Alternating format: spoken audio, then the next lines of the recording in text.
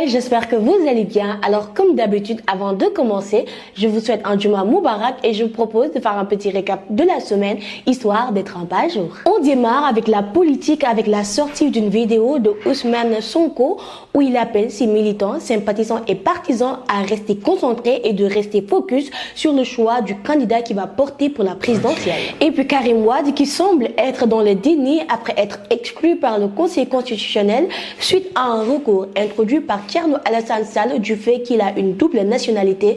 Karim Wade déclare qu'il participera coûte que coûte à la prochaine élection présidentielle. Et puis rencontre entre le président de la République et les candidats recalés. Plusieurs thèmes étaient à l'ordre du jour, dont principalement le cas Bassirou Diomaye Faye et Karim Meïssa Wade. Boubacar Camara face à la presse qui déclare qu'il n'est le plan B de personne et qu'il est le plan A du Sénégal. Et Anta Babacar Ngom, dans un discours ferme, affirme qu'avec travail et détermination, il pourrait gagner au premier tour.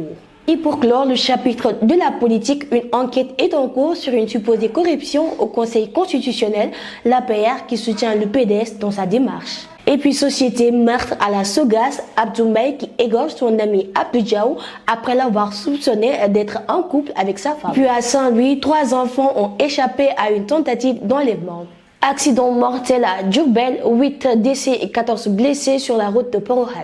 Une personne décède dans une chute d'un véhicule depuis le pont du monument de la Renaissance. Et puis sport, 8e de finale de la CAN 2023, le Sénégal, champion d'Afrique, s'opposera ce lundi à la Côte d'Ivoire, le pays organisateur.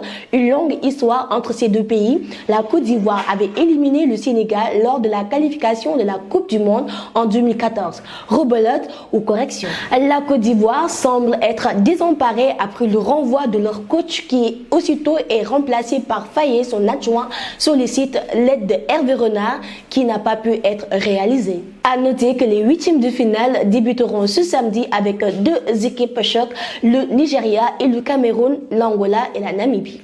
Et voilà, c'était tout pour le récap de la semaine. N'hésitez pas dans les commentaires de me mettre des informations que j'ai pu omettre, car comme vous le savez, nul n'est parfait. À très bientôt.